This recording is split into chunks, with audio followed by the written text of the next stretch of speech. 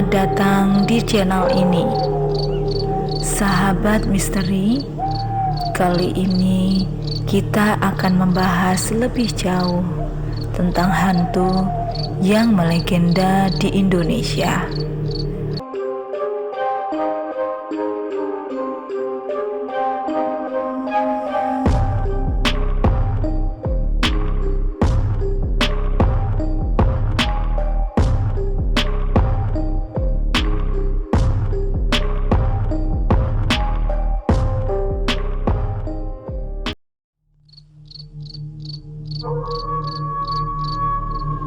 Selamat datang di channel ini, Sahabat Misteri. Kali ini kita akan membahas lebih jauh tentang hantu yang melegenda di Indonesia. Kali ini cerita tentang Buto Ijo.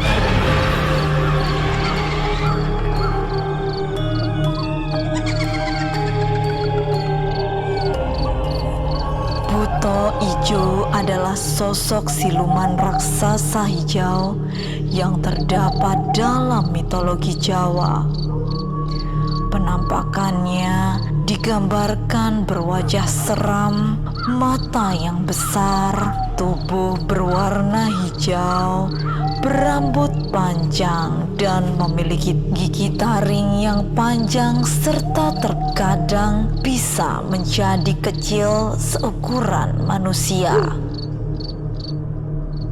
Sebelum kita lanjutkan, jangan lupa untuk like, komen, dan subscribe, karena kita akan mengupas misteri-misteri lebih dalam lagi.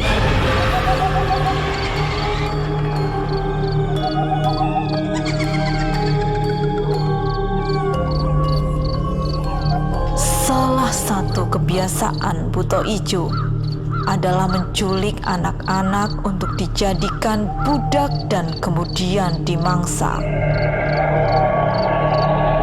Konon, untuk menangkal datangnya raksasa hijau ini, dapat menggunakan bumbu kuning yang dibuat seperti kalung.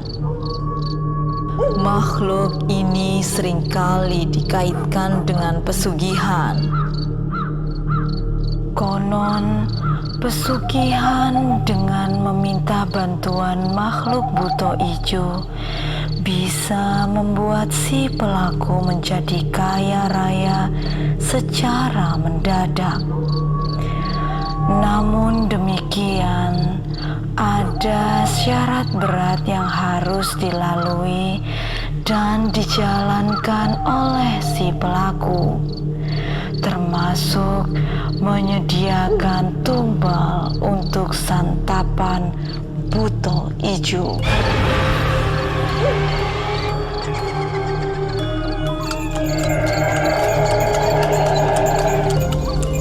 Buto Ijo sendiri adalah sosok makhluk dengan wujud fisik menyeramkan. Selain memiliki tubuh tinggi besar, makhluk ini juga digambarkan memiliki taring panjang serta cakar yang tajam. Makhluk ini juga digambarkan lebih suka mendiami goa-goa gelap yang tidak pernah terkena sinar matahari. Salah satu goa yang terkenal sebagai sarang Buto Ijo adalah Goa Kalak di Pacitan dan Goa Si Gagak di Magetan. Karena itulah goa-goa tersebut kerap dipakai ritual oleh orang-orang yang ingin memelihara Buto Ijo. Menurut kesaksian juru kunci yang mengantar mereka meminta pesugihan Buto Ijo, mereka hanya sebatas berkomunikasi, tidak seperti orang-orang yang ingin meminta bantuan kepadanya. Saat itu, wujud yang terlihat hanya sebatas bayangan hitam tinggi besar, dan yang sangat jelas terlihat adalah tangannya yang memiliki cakar yang panjang.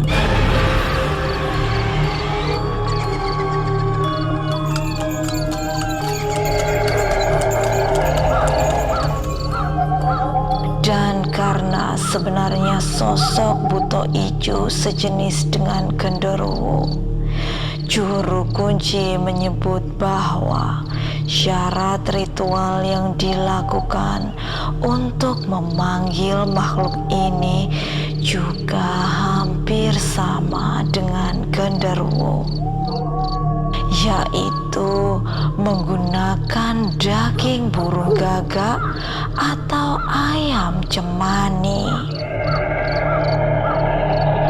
Daging burung gagak atau ayam cemani itu dibakar sambil diiringi bacaan mantra tertentu di dalam goa sarang buto ijo. Aroma asap daging itulah yang kemudian memancing buto ijo keluar menunjukkan diri. Namun, selain daging burung gagak atau ayam cemani, si pelaku pesugihan juga perlu menyediakan syarat lain berupa kembang 7 rupa, kemenyan, serta darah dari ayam cemani atau burung gagak itu. Sesaji-sesaji itu kemudian diletakkan di atas selembar kain mori untuk selanjutnya didoai. Tak lupa, pelaku juga harus menyiapkan sebuah tempayan berisi air bersih yang kemudian digunakan untuk menampung darah ayam cemani atau burung gagak.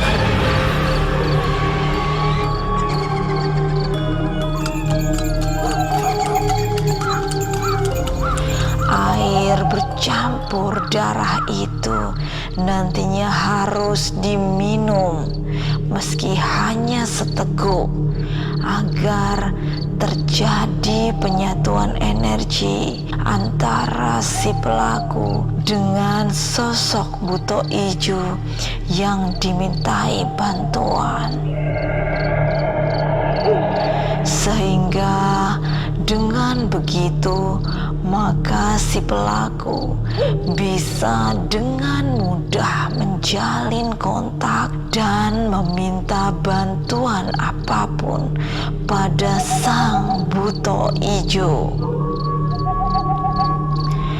Dalam pertemuan dengan buto ijo itu nanti akan terjadi kesepakatan, terutama terkait kapan kompensasi tumbal akan diberikan.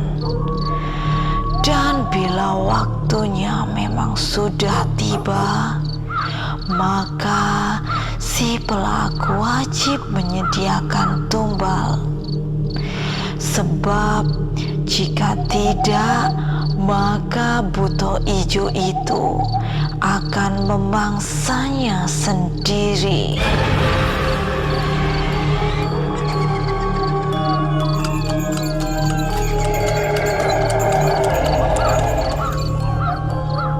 Yang menarik, juru kunci juga menyebut bahwa buto ijo terbilang makhluk yang bodoh, sehingga Kemudian para pelaku pesugihan bisa menyiasati tumbal yang akan diberikan. Syarat tumbal yang akan diberikan kepada Buto Ijo memang tergantung kesepakatan. Tapi tetap tumbal itu adalah berupa nyawa. Hanya saja menurut juru kunci, Buto Ijo yang terbilang makhluk yang bodoh itu kerap kali dibohongi oleh para pelaku pesugihan itu sendiri. Sehingga si pelaku tidak perlu khawatir saat ditagih untuk memberikan tumbal yang dijanjikan. Juru kunci bisa tahu hal ini karena dia pernah bertemu dengan sosok Buto Ijo yang menghuni komplek makam Syekh Joko. Saat itu kebetulan dia tengah melakukan meditasi sampai akhirnya dia harus terjaga karena adanya suara yang menyeramkan. Dan begitu matanya dibuka, ternyata di depan telah berdiri sesosok makhluk besar dengan tubuh berwarna hijau dan mata merah menyala.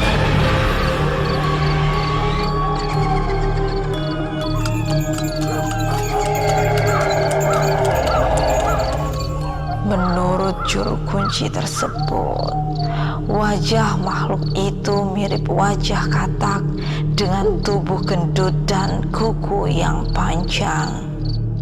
Taring dan giginya terlihat dengan jelas saat dia membuka mulutnya yang lebar, sehingga mental siapapun pasti akan dibuat jatuh saat berhadapan dengan makhluk ini. Kalau umumnya para pelaku pesugihan bilang akan menyerahkan tumbal setelah mantu pingpisan atau setelah menikahkan anaknya yang pertama, maka kata-kata itu sebenarnya bisa disamarkan dengan kalimat mantu pipisan. Jelas juru kunci tersebut. Pipisan adalah alat untuk menghaluskan jamu, sehingga tidak mungkin kalau ada orang akan menikahkan alat penggiling jamu.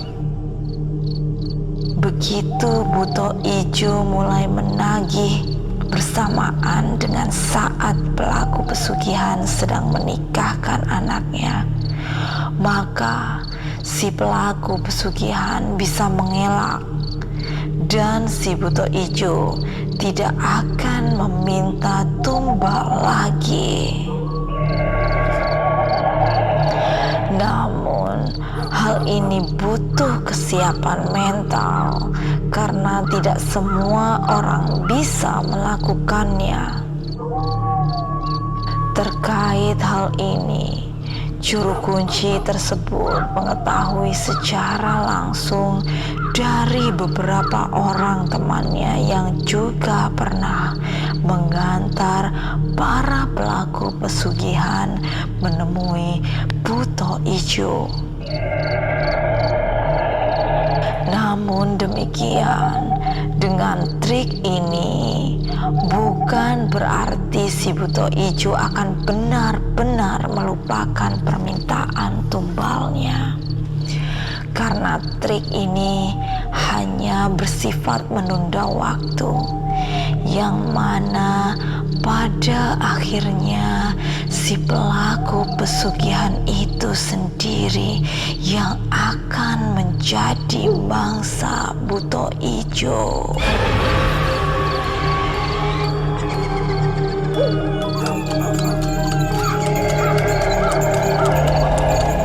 Karena perjanjian dengan makhluk ini sampai kapanpun akan ditagih. Kisah buto ijo dapat ditemukan dalam legenda Timun Mas, dongeng cerita rakyat dari Jawa Tengah. Dalam cerita Timun Mas, buto ijo dikisahkan sebagai tokoh antagonis yang membantu seorang ibu yang tidak memiliki anak. Dengan kesaktiannya, ia menyulap sebuah timun mas yang ketika dibelah lahirlah seorang bayi perempuan. Akan tetapi, bantuan yang diberikan tidak datang secara cuma-cuma. Buto ijo meminta agar bayi yang kemudian diberi nama Timun Mas itu diserahkan lagi kepadanya. Ketika Timun Mas telah dewasa, sang ibu tidak dapat menyerahkan putrinya begitu saja untuk dimangsa.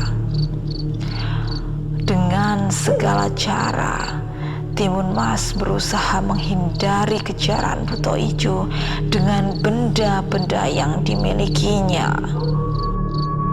Di akhir cerita, benda-benda seperti garam, duri, dan terasi yang dimiliki Timun Mas ternyata berhasil untuk mengalahkan buto ijo.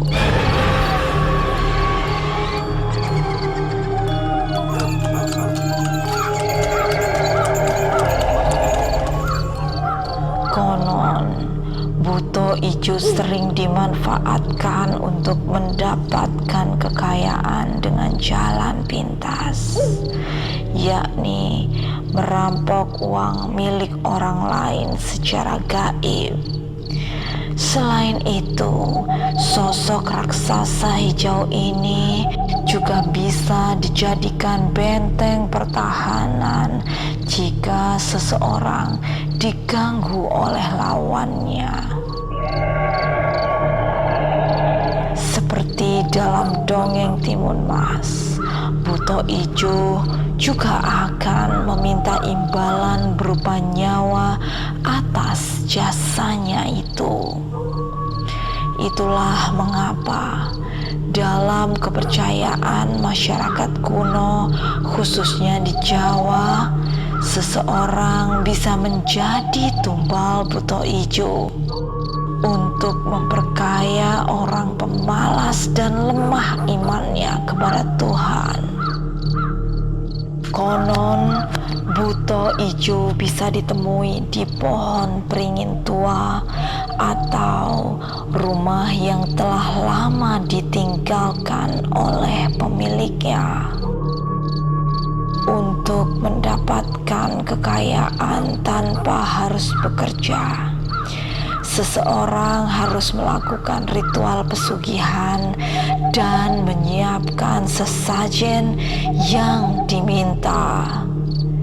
Setelah persyaratan terpenuhi, buto ijo akan melakukan perjanjian dan mengabulkan permintaan manusia. Sahabat misteri, itulah tadi berbagai cerita dan mitos buto ijo. Jangan lupa untuk like, komen, dan subscribe karena kita akan mengupas misteri-misteri lebih dalam lagi.